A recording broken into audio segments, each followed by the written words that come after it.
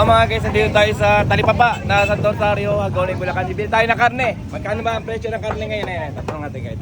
Isang kita lang. Magkano yung kilo ng manok, idol? 200. 200 ang kilo ng manok.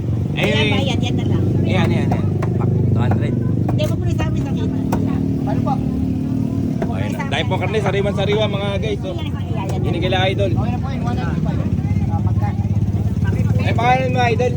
Aris o, Aris. Ayan, kay idol Aris. Ayun sa baboy, magkano kayo ng baboy ngayon idol? 360 lang, 350. Ayun, 360, 350 mga guys.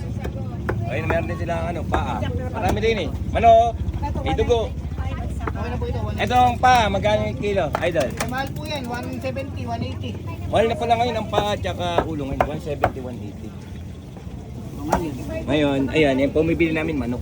Shop na po ito. Kapatya po namin. Paprito lang. Paprito. Oh, shout out. Ere, kasama ko ni Nanay Susan.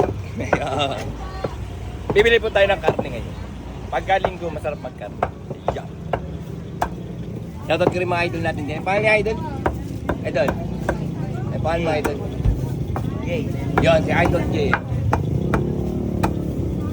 Dito na po kayo bumili. Sariwa-sariwa po ang mga karne. Ila idol. Kay Kuya Aris, idol natin yan. Dito ka ng manok.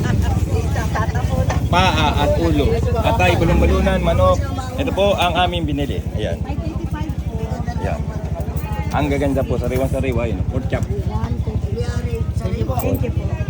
Walang pula.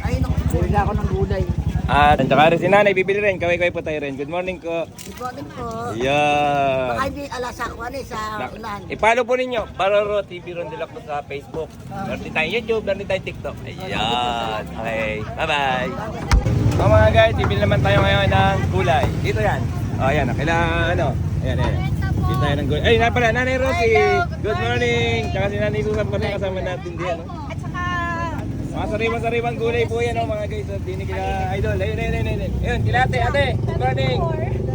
Ayan, dito na po kayo puling gulay. Mura lang po yan. At mga sariwa. Ayan, gulay at prutas. Kata nyo naman, maraming bumibili. Ayan, Nanay.